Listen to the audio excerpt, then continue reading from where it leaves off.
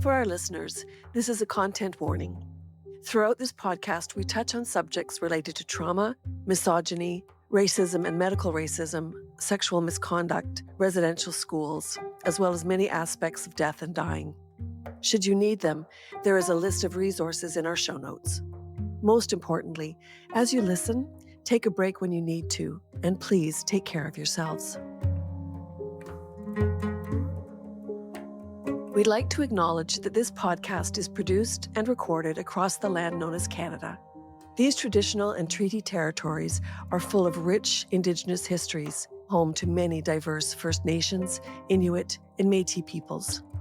We embrace the opportunity to share this story in a respectful, inclusive, and culturally appropriate way. I'm Danielle Wilson-Brown. This podcast is about my mom, Marion Brown. She is a visionary, perpetual student, the biggest nerd, and adventure seeker. She is in a one-life stand with my dad, Fred. She is a mother of 3 and new grandmother of 2 beautiful grandbabies. She is a TV and film producer, former musician, family therapist, governance consultant, and ex-council member of Githatha Nation in BC. Oh, and by the way, she also has pulmonary hypertension. There is no cure, and it will take her life.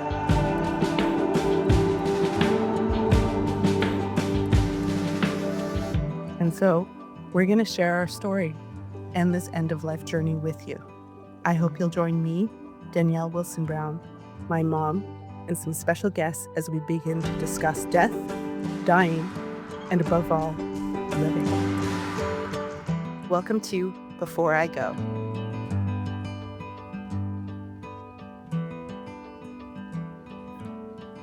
Hello, and welcome back to Before I Go. Today is going to be a very unique episode. We're going to start this podcast in this episode, how we began this whole journey, a conversation between my mom and I. Hi, Mom. How are you? Hi, Danielle. I'll start again by acknowledging sort of all parts of myself. In many respects, life is amazing. Having my grandchildren come and visit me the other day was exactly what I needed. It filled my cup. It healed my soul. To see baby Marion and, just what an amazing little spirit she is. And then to see Brian and how he's growing so quickly. He's such a little man now getting lost in work. And I think that's kind of what we all do, is when life gets hard, you find something to lose yourself in. And it's easy. Just throw yourself into work. Not think about the pain of everyday life. And the pain of everyday life becomes intolerable sometimes. The pain of everyday life requires support from loved ones, from friends, from family. So my brother has been sick.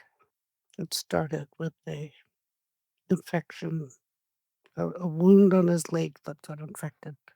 And it spiraled and it spiraled and it spiraled. We went from a day where I was FaceTiming with him and he was complaining about being bored and wanting to get out of the hospital, to the next day he woke up confused. And so they sent him to another town because this was in rural BC. Not even that rural, it was a small city, but we all know how taxed the medical system is, so they had to send him to another town to get a CT scan. From there, they found that he had a brain bleed. So they medevaced him to the urban center. Like they always do, they sent him to Vancouver. And so for the last 3 or 4 weeks, we've been looking after him, being his voice, being his advocate. And from the brain bleeds, we found out he had a vegetation on his mitral valve. Then he had a series of mini strokes. And now his lungs are failing him and he's on a ventilator. And I don't know if he'll survive this. So I just sit in the uncomfortableness of the pain and I feel it. I feel the anxiety. And once you do that, you're usually able to go back to feeling the strength. the comfort. And so, yeah, today's going to be an interesting conversation because this is the reality. This is who you and I are. We sit and have authentic conversations, the good, the bad, and the ugly. We're just willing to talk about it all. Yep. And this being our last episode of the first season of what an incredible project we've been a part of.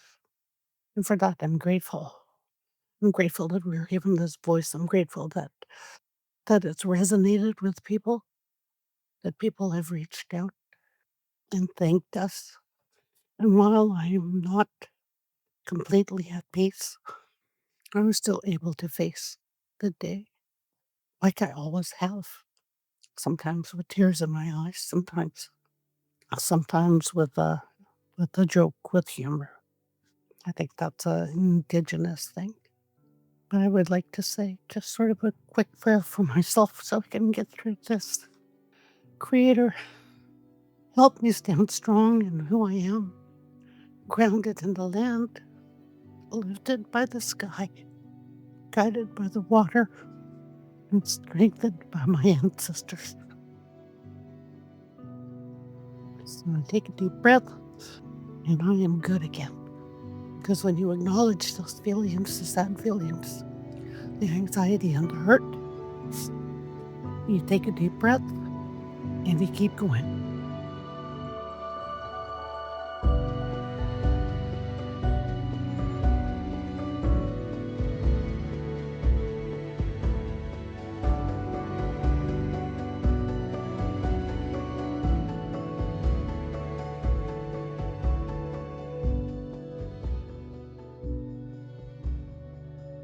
How are you, Dani? I'm dealing with a lot of emotions I feel like I'm dialing down. I'm not sure if I mentioned in other episodes where when we are, as a family, are dealing with a crisis, I dial everything down, my emotions, my reactivity, because I feel like I need to do that in order to survive the day. You know, everything, absolutely everything is coming full circle. How we started this podcast this season because you you are living with pulmonary hypertension, and me as a caregiver, these are not unique positions to be in. And we wanted to share these life lessons that we've learned. But now we are being thrown right back in. The daily visits to the hospital, the medical advocacy, the keeping up with treatments, conditions. I am tired. I am sad. I am scared because this is the life of a caregiver. It never ends. And it was really hard to come here today. But when we started this, we said we were going to be authentic, we were going to be genuine, we are going to be honest about this whole journey. And part of this journey is being vulnerable. It's being honest about how hard this is. Caregivers, and to any of our listeners who are caregivers, you are superheroes. The strength it takes to watch your loved one in pain, in suffering, it's an immense weight. But we see you, we hear you, we understand how hard it is. That's why we've always advocated take care of yourself, figure out how to take care of yourself. And so, coming here today, closing out this season with this kind of conversation, that's why I'm here. Because I'm grateful for the team that we've surrounded ourselves with. I am grateful for the listeners who have joined us on this sacred journey by giving ourselves the space to talk about everything that we need to talk about before I go. So I am a lot of things. I am sad, but I am also grateful for this journey. I'm grateful for the space. Danielle, you are strong. You are loved. You are incredible. You called them superpowers. I don't know that you dial down the emotions because even in that, we're staying authentic. We fall over, we cry, and we get up and keep going. No, there's still tears. It's just I'm not rage crying or screaming or things that my body needs to do in order to let it go because, you know, a few weeks ago I did. You know, you mentioned in the other episode of how I got mad, and that's part of this process too, is just because I am strong, why is it me? Why does the responsibility fall to me? And it's a question I have to ask myself because if I feel like it's just being put on my plate because I can, that takes the agency away, that takes the choice away. So I ask myself the question, why me? And most of the time the answer is because of love. You know, when you brought up MAiD and that this is the choice that you wanted to make, I understood the importance of that. This is your choice. This is your sense of control over your life and over your death. And the reason I agreed, the reason I support you is because of love, because I can. And I am eternally grateful. But I understand the burden that people carry as caregivers, as family, as loved ones. Not everybody can carry that same burden. Not everybody can jump into the deep end and have those conversations with the doctors or with your family member that you're supporting. And it's those difficult conversations that we want to be able to support. We want to normalize that. We want people to say, to know rather that they can do this. And it's gonna hurt like hell. And you're gonna rip your heart out of your chest. But after you do that, you're able to keep on going. And that's if you can. That's if you do this by choice. Everything we do is a choice. Why you? Because you chose to experience it the way you do, in the way only Dani can do. My little brother may not survive this.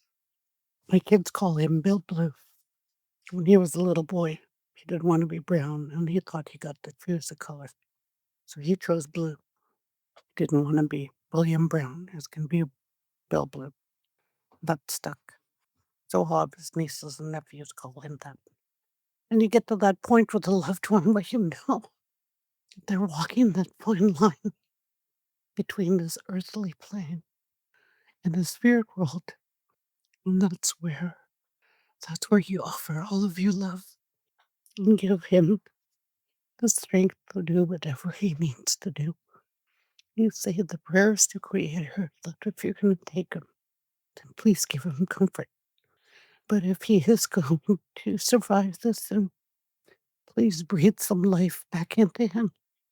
Because we never we never had any of these conversations with him. We didn't say, where do you stand on it? Do you know where do you stand on what will it look like if you have a number of cognitive deficits, or we have to make the choice of whether or not they replace the valve, or do we keep you on life support?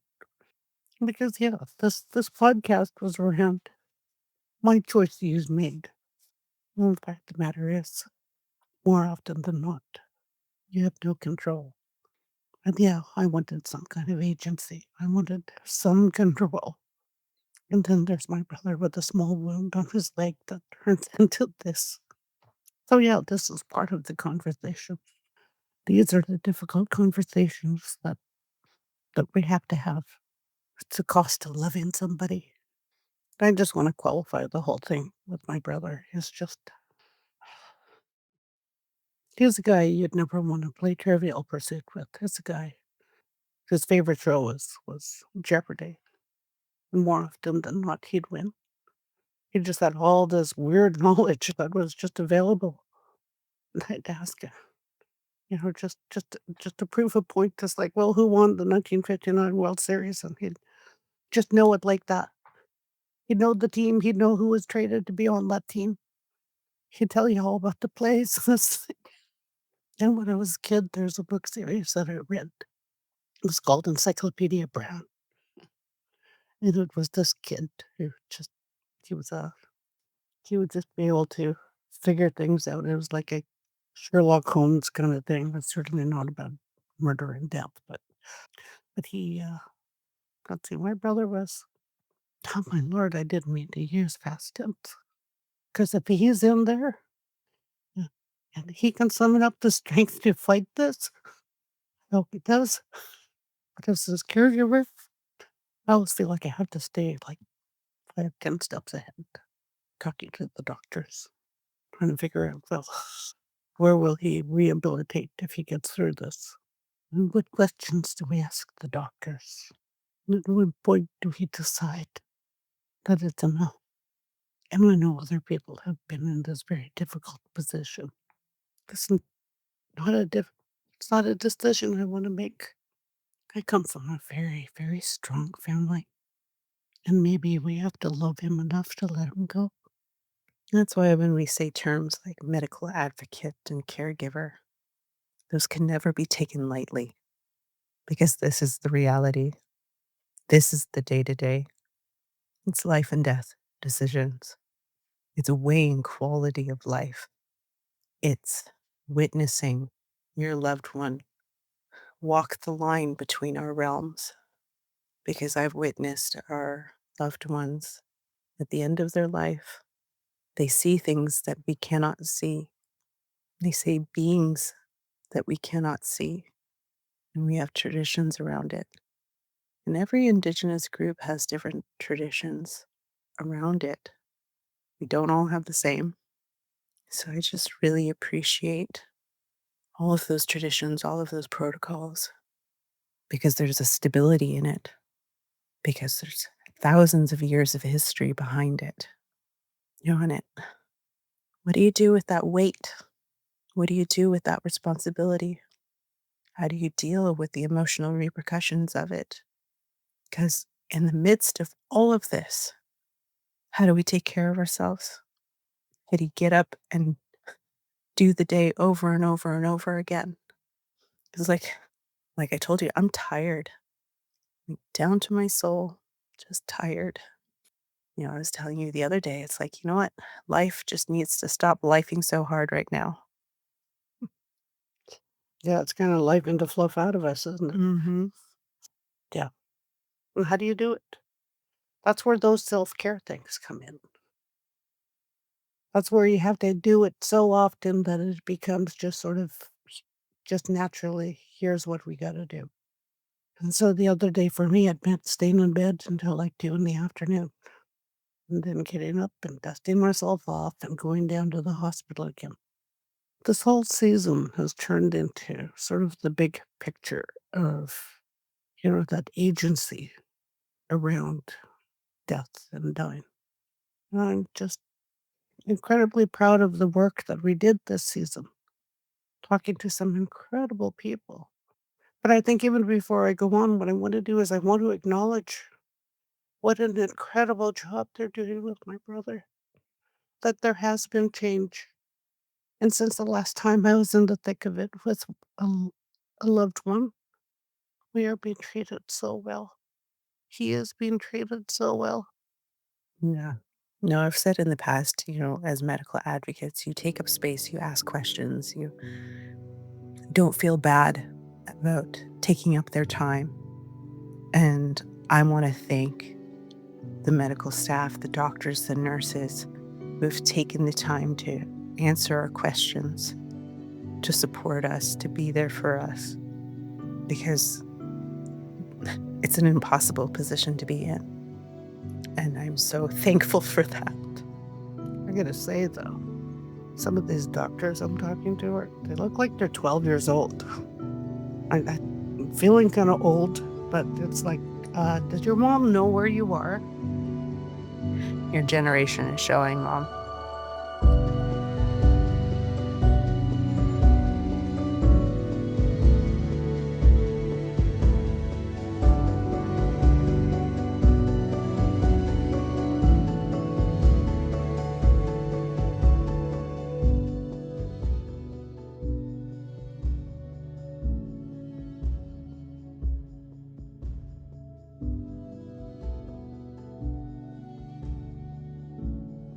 This season has been an amazing experience.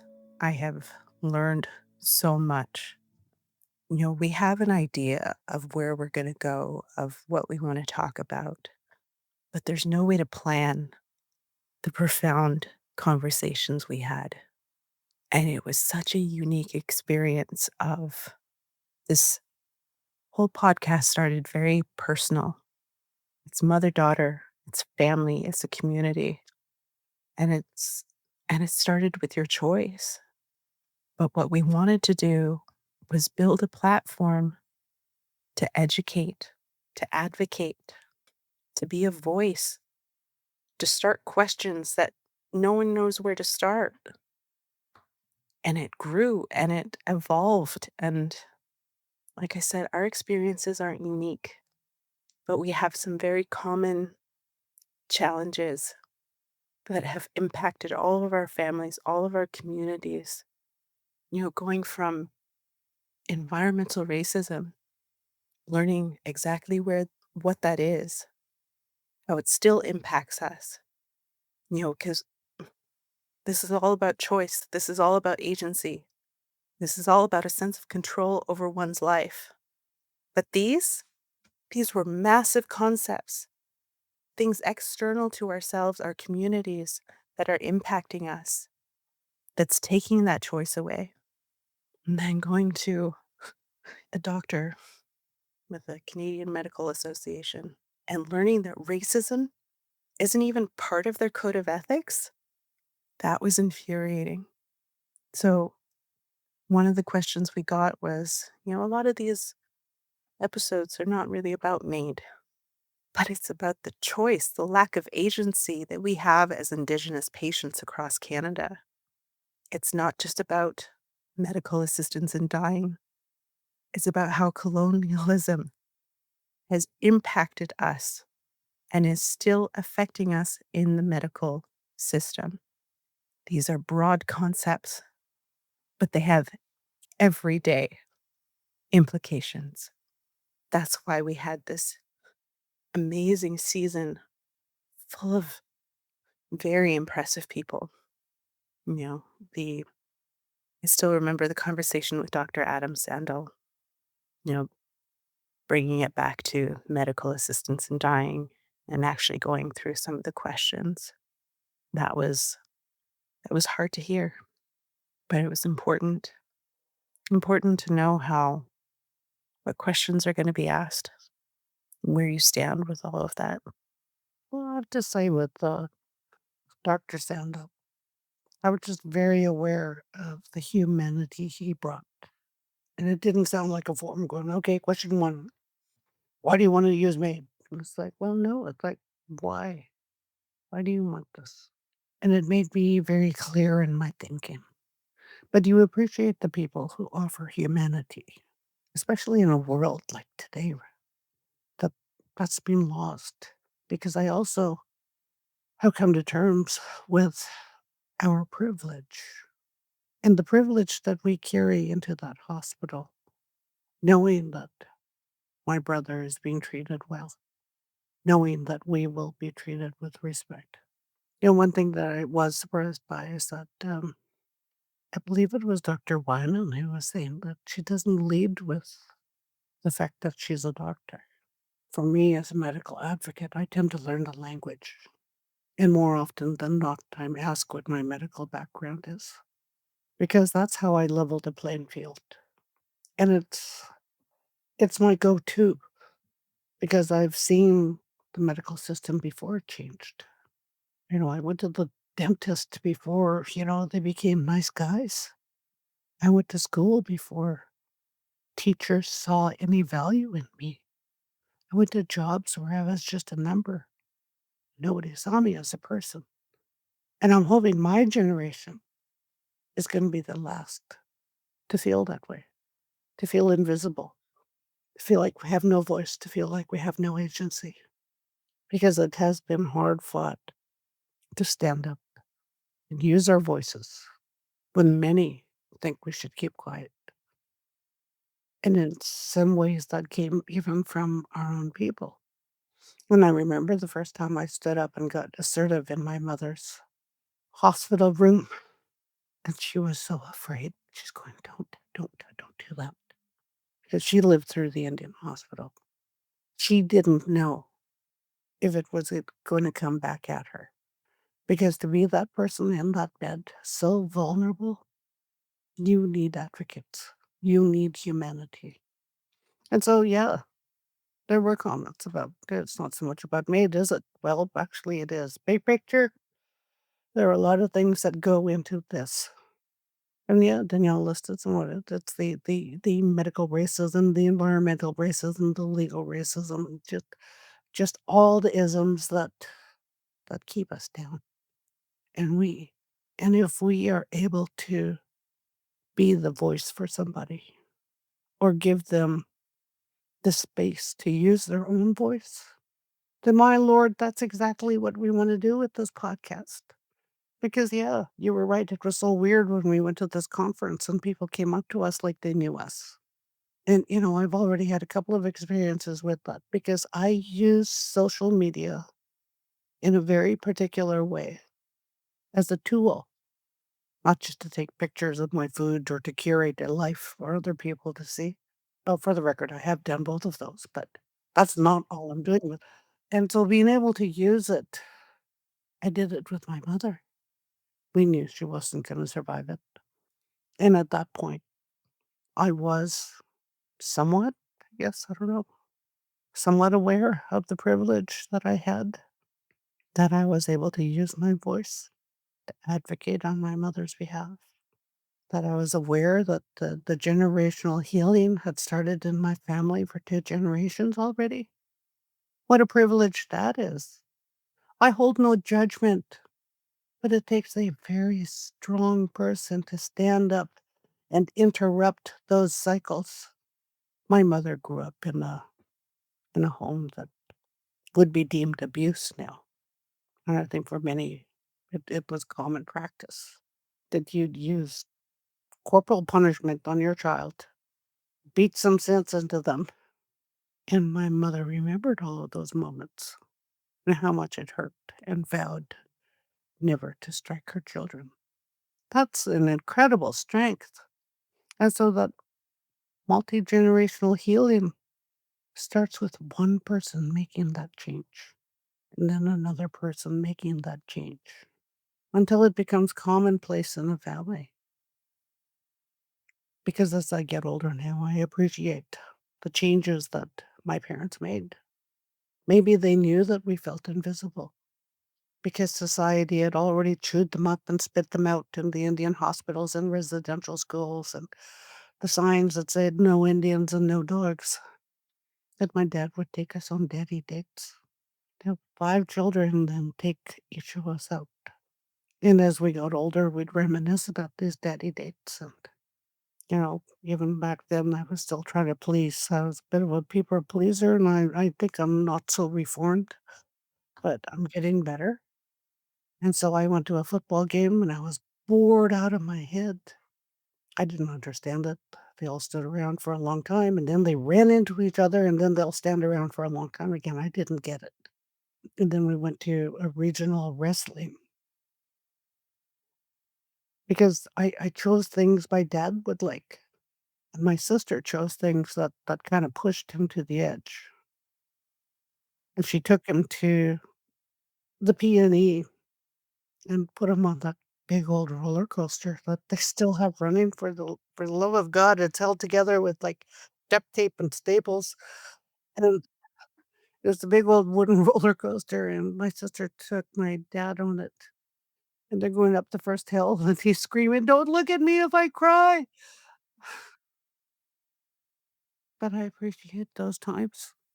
No, because it's stories like that's generational healing.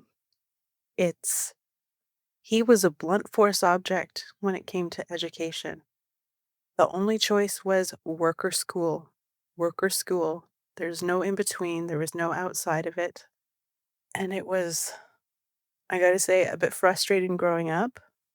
But now I can tell that that is a privilege. That I have a grandfather who is so invested in his family's future that he has advocated all of us go out and find that education, go out and better your life. And he has supported that belief time and time again because he doesn't shell out money very often unless it's for school. So I think there was one time during college, I had dumped soup or something on my laptop. And I was like, oh God, like, everything's gone. This is fried. And so what does he do? He takes me out shopping and buys me a new laptop. It's like that is how invested he is in his belief that education can give us a future. And he was right. So that privilege of having somebody love you, having somebody believe in you, having someone push you, it's a powerful experience because of Gigi and Ya, you and all of your siblings graduated high school, went on to college and university, and built lives for yourself. And so that is the generational evolution that my life is built upon. And that was where my grandfather's philosophy came in. With each generation, it's like stairs. You push them up to the next level. And I can see it. I can see it in my grandchildren. And also what it's doing is it's kind of triggering the things in me that still require healing. I've got food issues. You don't waste food. Or I raised my kids. It's dinner time. You have two choices. Take it or leave it. This isn't a restaurant. You don't get to order what you want. And my grandchildren have choice and they have agency. And they're allowed to be children. And so this isn't a fully formed, fully healed part of me because I still have those issues. Still being triggered, yeah. Yeah. So, we can talk about generational healing, but there are always going to be triggers. No, it's a never-ending process. You we bring it back to Gigi so many times, but she was right. We are forever students. We're going to constantly be learning, constantly be evolving, because we're never going to get stuck. It would have been so easy for them to be stuck, being angry, being a victim, being hurt. They survived residential school. They survived Indian hospitals. They survived blatant racism, being turned away at a hotel because they're Native.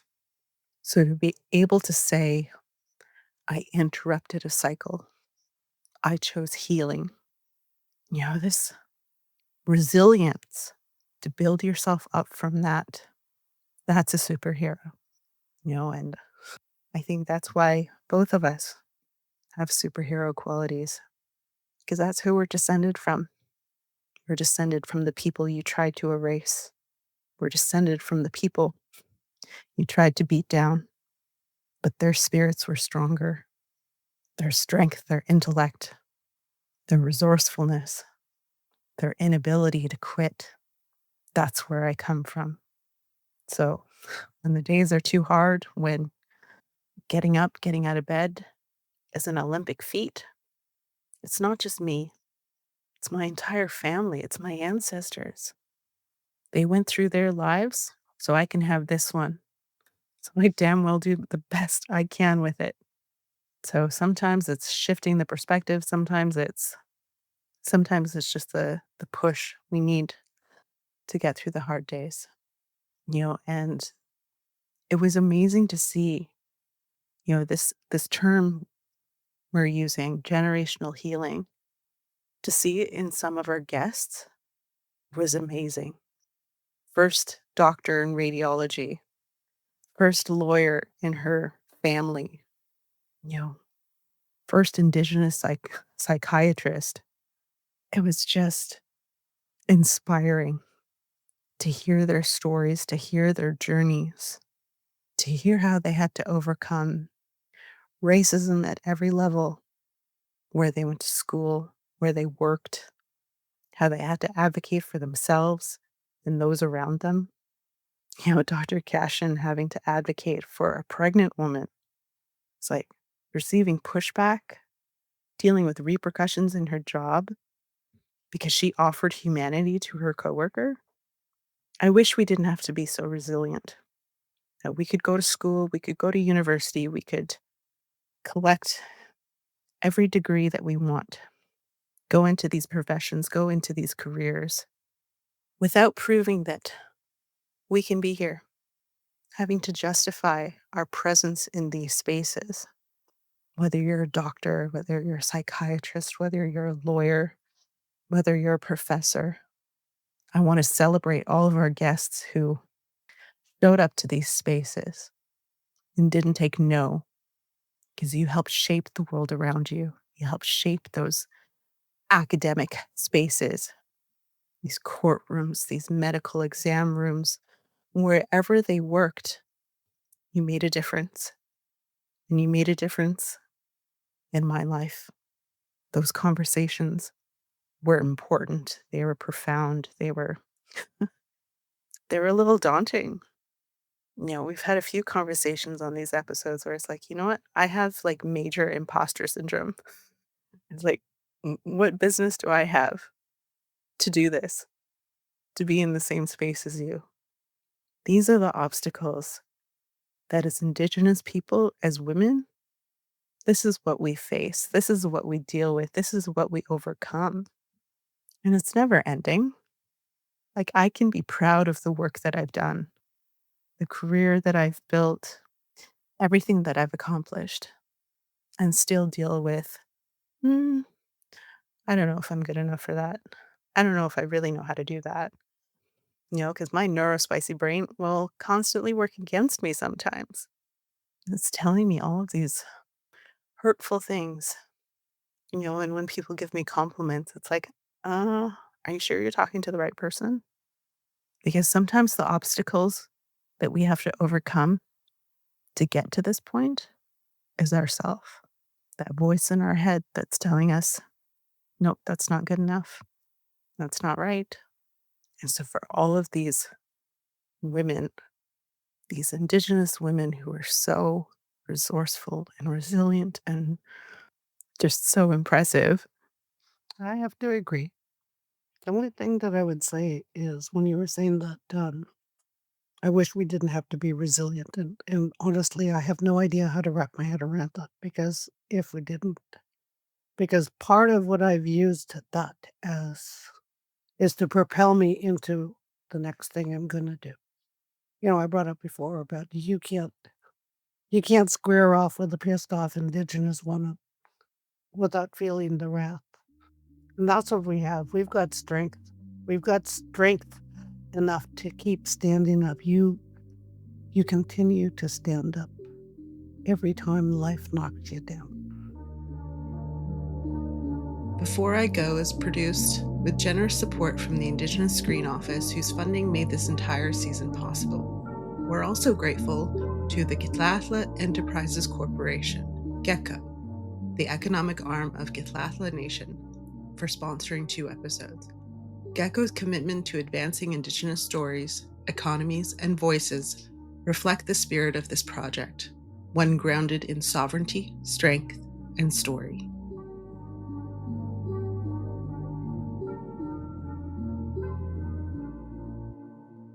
A lot of it is internal. Those internal battles you fight. Because at any point you can say, well, what you think becomes the truth though, because you can quit and say, I can't do this. But what you think becomes your truth. If you can't do it, you won't do it. And that's when you have to start killing those ants, the automatic negative thoughts, the ones that tell you you can't do that. And that's where I challenged my children when they were growing up. When they fall into those well-worn paths that start to look like foxholes in your brain, and you create a new path. You create a new neural pathway that stands up to those automatic negative thoughts, that stands up and tells you that you can and you will. And watch me. No, it's the internal battle is you can get stuck in that spiral. But as soon as it comes from an external source, as soon as it comes from a teacher or another adult in your life, they're like, "Yeah, you can't do that." It's like, "Oh, watch me. Watch me. I will do it out of spite now. I don't care." Yeah. But it's also taking it from that internal part of your brain and moving it to the outside of your brain where you can start developing full thoughts around it. And I think that's where the bigger battle is. So, when we're having these difficult conversations, it helps to say it out loud because by the time you verbalized it, you've moved it to that other part of your brain where you can start processing it. And I remember when we were dealing with washing those ants and we were in therapy as a family, and she had told us to say those those automatic negative thoughts. And you say them out loud because I certainly wouldn't have said them to other people. So why am I saying them to myself? And so I remember one of the first times I did it, and I got up and I bashed my leg into the coffee table, and I stopped and said, I just called myself a fucking idiot for walking into the coffee table. I wouldn't call anybody else that. And so once you start doing that, and then you realize how silly it sounds. Because I remember raising you guys again, and there was a few times where I just had to grab you by the shoulders and say, "You know what? You don't get to say anything to yourself that you weren't willing to say to me. Because if you say it to me, I guarantee I will defend myself." And that's where that is. We deal with all of these external things and we know how to do that. But sometimes the biggest battle is internal. The biggest battle is in your head. The biggest battle is just being able to stand up to yourself because you cannot defend yourself from what you're thinking. And so in this first season, I learned a lot, and I hold my hands up to these incredible people we spoke to: Neil Wyman, Adam Sandel, Lisa Kolkman, Paula Cashew, Ingrid Waldron, Myrna McCallum. Thank you for walking this journey with us. Thank you for giving us your time and your energy and your knowledge. Because these gifts that you have given us give us strength, give us the knowledge, but also normalizes that, the path to wherever you want to go, whatever the goal is, isn't always going to be easy. That you're a success if you stand up more than you fall down. And you're going to fall down and you're going to fail. Except for one of the things I taught my kids: the only way you fail is by quitting. Sometimes you won't get it the first time. Okay, get up and try again. And so that the gifts that these amazing people had given us, that we've been able to share with other people, helped us normalize a lot of difficult conversations. There are times that I was angry and I was sad listening to their stories and knowing that the experiences that we experience with all of the isms, the racism, the medical racism, is not unique to Indigenous people. And that's very, very evident in the US right now. But we also got to celebrate the amazing things that are happening in this world. That we have over 200 Indigenous medical folk in Canada now. We got to celebrate the resilience of our people to get to the point of where we are now, of where we have the ability to work our way out of poverty, where we have the ability to turn around and give another person a hand up, that you can model to other people of what it's like to walk a difficult path with grace and humanity. I'm not saying that's all I am, because Lord knows I'm going to fall down on this too. Because we started this podcast around planning my death, because pulmonary hypertension has no cure, because pulmonary hypertension is progressive and it slowly strips away your life. like I watched it do to my sister. So much so that she was in bed for the last few months. Her body failed her, her spirit didn't. We had conversations with her 20 minutes before she passed away. And it's difficult because I started this journey knowing that's how it will take me too. So I wanted to prepare my family. I wanted to prepare my friends and my loved ones. And so we started this podcast. Here's a few things before I go. Look after yourself. Advocate for yourself. Stand up when you have to. Fall over and cry when you have to. Stand up and get mad. Feel all the feelings. And so I readied myself for my death. Because over a year ago, I was battling the same thing my brother is battling now. A body ravaged with infection. And coming out of that was just wanting to prepare my family. Wanting to prepare my family for the inevitable outcome. And being able to say goodbye and to say everything I had to say. And then I was offered a new therapy, brand new in Canada. And this therapy isn't a cure. I was offered the use of sotatercept, a brand new drug. And it's given me hope. It reversed some of the pulmonary hypertension damage to my heart and my lungs. It's a shot that I have to give myself every 3 weeks. And after the first shot, I started to feel a bit better.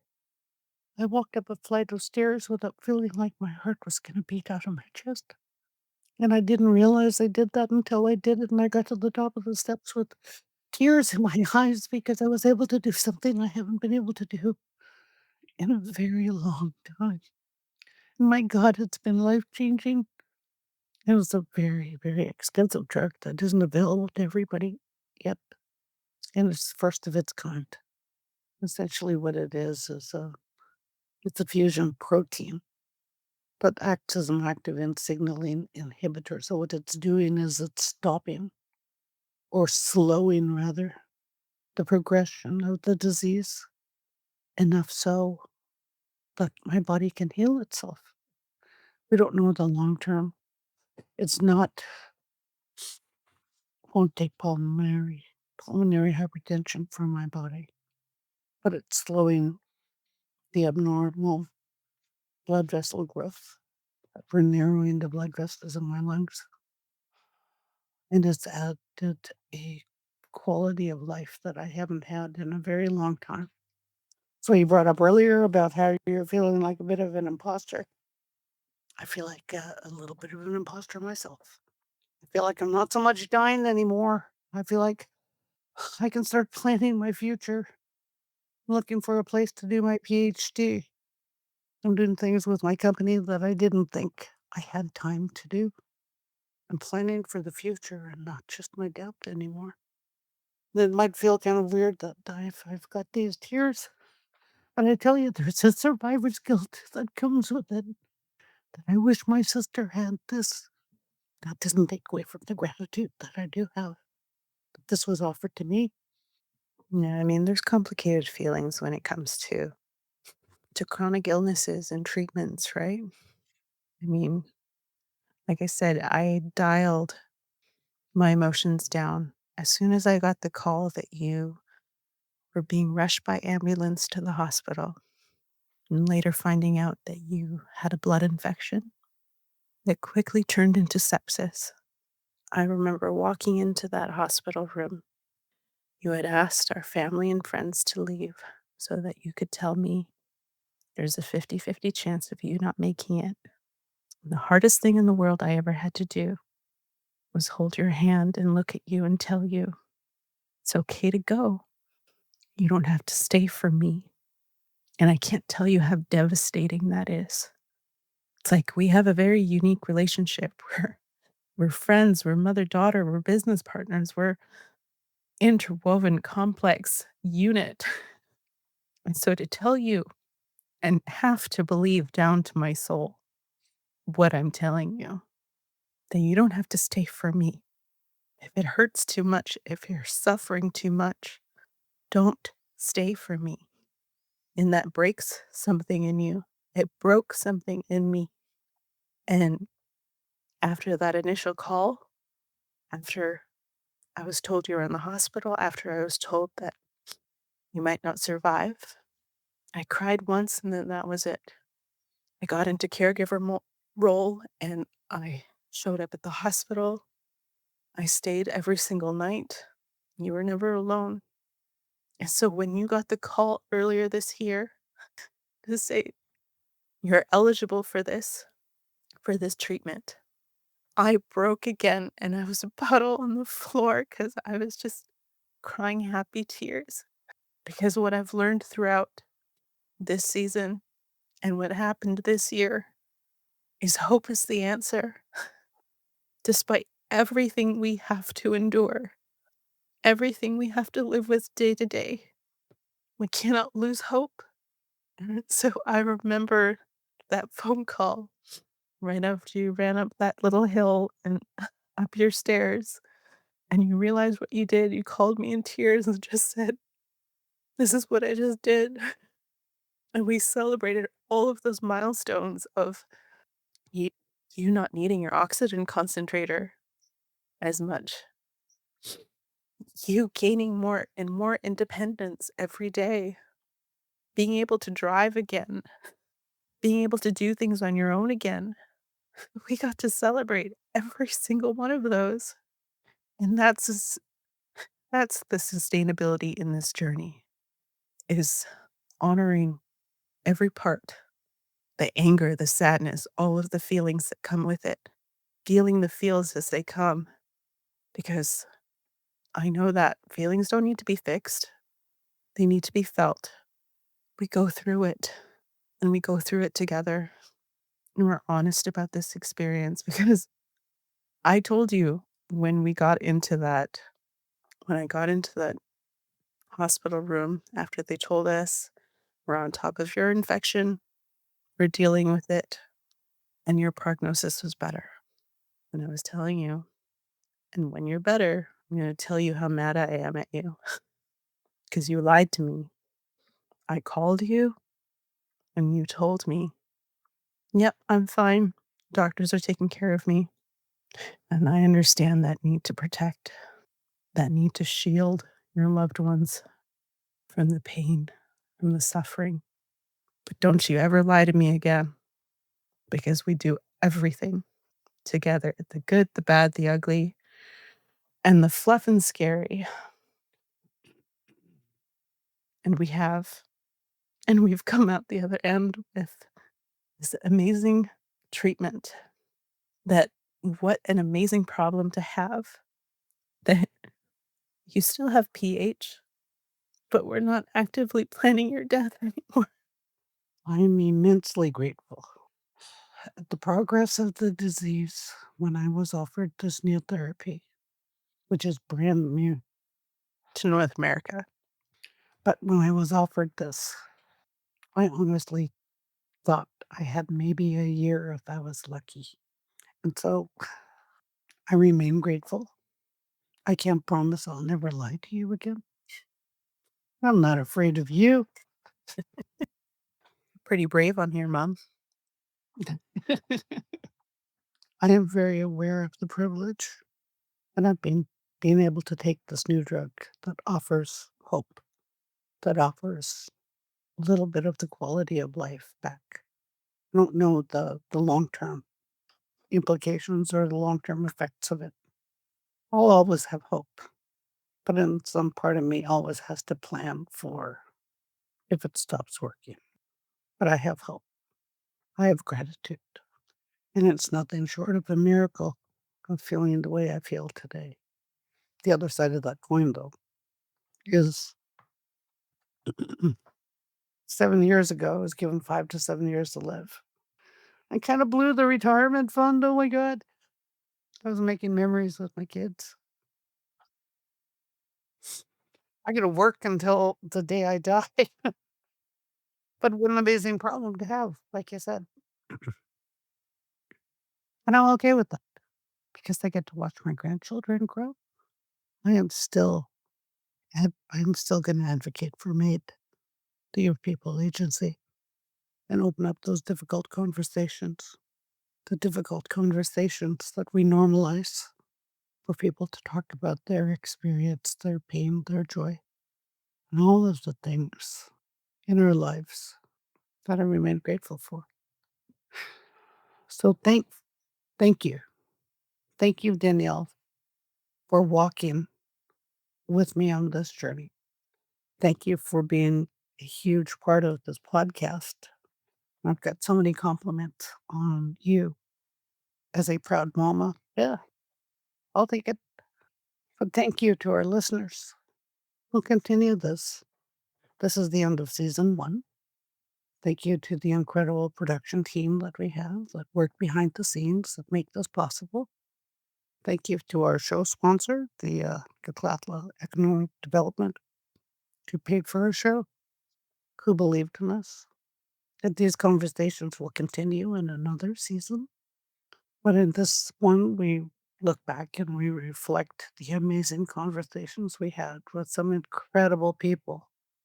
And again, Dr. Noah Wyman, Dr. Sandell, Lisa Coltman, Dr. Paula Cashin, Dr. Ingrid Waldron, and Myrna McCallan. But the biggest thanks goes out to you, Danielle. Thank you for sharing this with me. The sake of the work that we do together. I've been honored to be part of it. There's a growth on every level, emotional, spiritual. This journey has had a profound impact on me. And what I've learned is that it's not just about me, it's not just about us and our experience. You've learned so much from our amazing guests. And this isn't the end. In our language, we don't say goodbye. We say Namalgagnijan till I see you again. And I want to thank every single one of you, our listeners, and especially our team. I mean, Podstarter, Might for Right Productions. You've believed in this journey. You've walked with us, encouraged us. I can't thank you enough for believing in my mom, for believing in this journey. You've been amazing. To our sponsors for Indigenous Screen Office and Kathatha Economic Organization, thank you so much. And thank you to Vision Quest Communications. Thank you, Amanda Wade.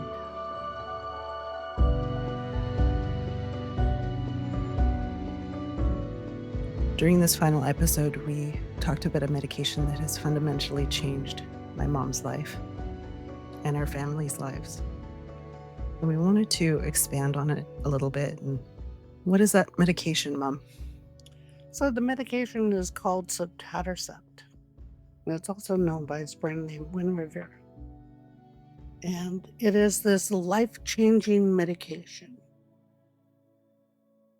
for many people who suffer from pulmonary arterial hypertension.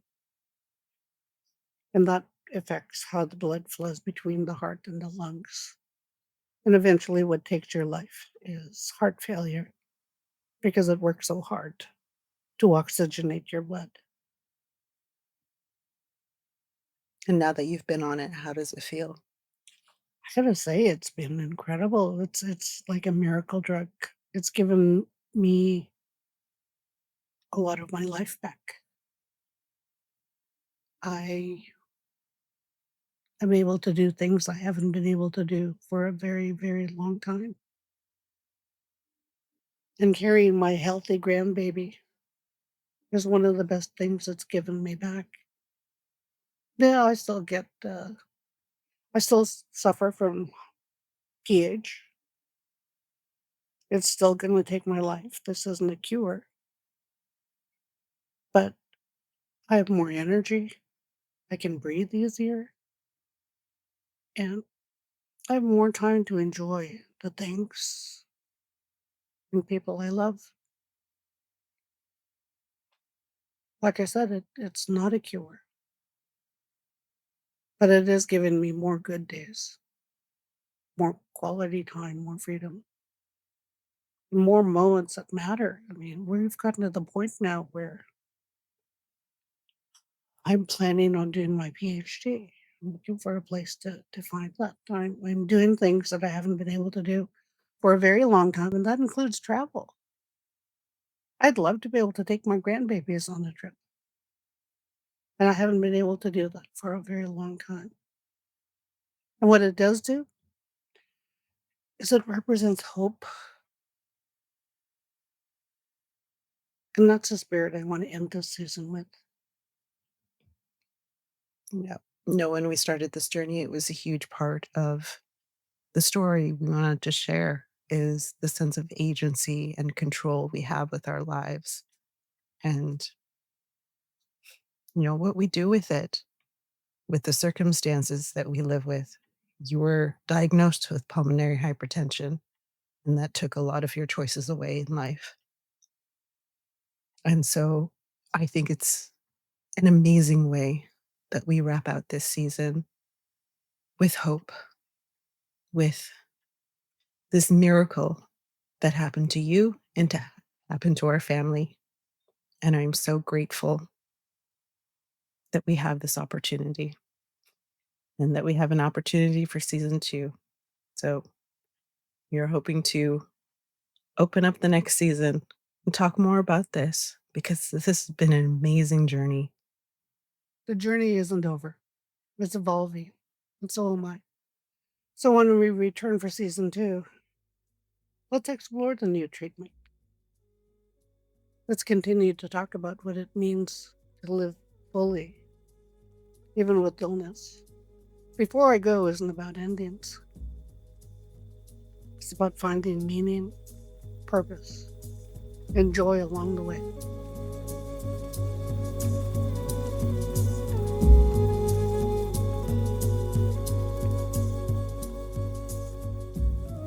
Thank you so much for listening. We hope our conversations provided a unique perspective, opened the door to your own discussions, and offer some comfort. If you have any questions or would like to learn more about anything we've discussed or haven't discussed, let us know in the comments. Until next time, at Liwil Doi Accept Noon. Before I Go gratefully acknowledges the financial support of the Indigenous Screen Office.